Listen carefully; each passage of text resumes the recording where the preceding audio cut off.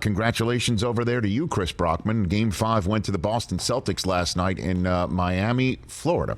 And it was an ugly game in the first half. And then one team came out of the locker room intent on being one game away from the NBA Finals. And the other team barely came out of the locker room. And one of the reasons why the Heat look completely discombobulated is the dreaded combination of stout opponent plus injury. This team appears to be missing a gear.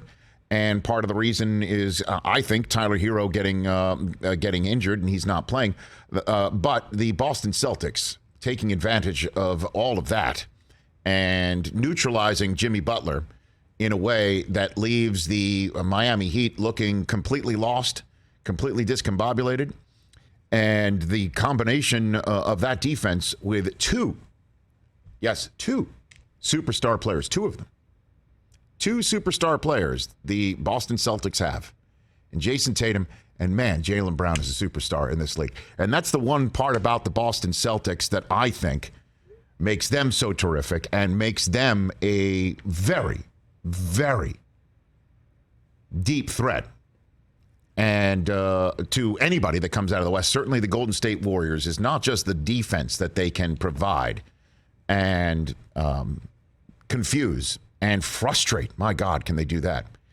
But I don't know of another combination in this league. There are obviously others that are two superstar players. But it seems to me, and you'd be more of the expert on this, Chris, having watched way more Celtics basketball than I have this year, although Coop, my 11-year-old, is a diehard Celtic fan, so That's the team that's on quite a bit on the television in my household when he's watching basketball. Instead of baseball highlights on the MLB app, which is nonstop. So it seems to me that the combination of Tatum and Brown, one night, one guy's Batman, the other guy's Robin, and then the next night, Robin becomes Batman and Batman becomes Robin.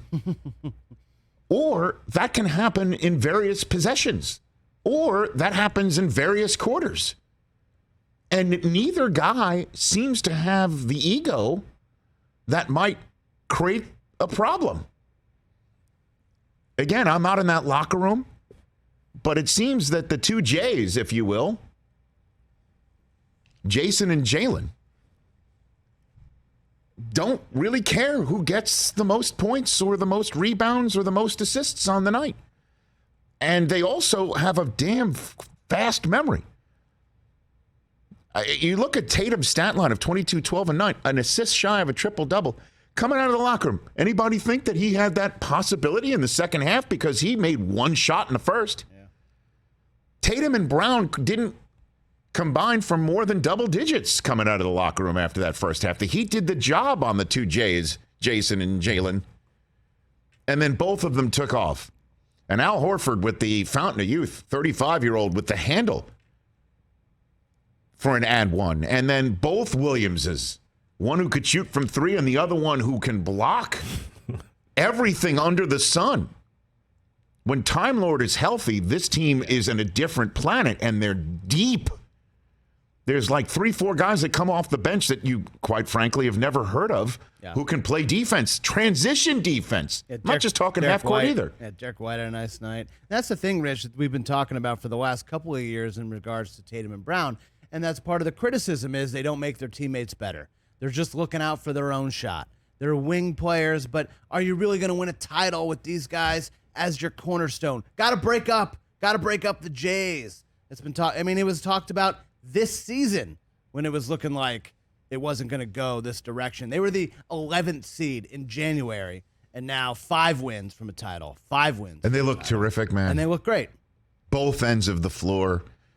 And Ime Udoka seems to have his finger directly on the pulse. And shout out to him, too, because he got a lot of criticism early on because he was directly calling these guys out, not only in the locker room of meetings that we heard about, but in the press, saying that these guys needed to do better. I mean, look, even last night he told Jaylen Brown, stop turning the ball over. I can't put you back in there if you're going to be reckless with the ball, and that's been a big issue in the losses in this series. So it was nice to see these guys really put it together, get a tough, hard-fought road win, and now we can go home. Celtics can go home and close it out. And well, No, I that's mean, sweet. That's sweet. Yeah, I heard that too. Use it.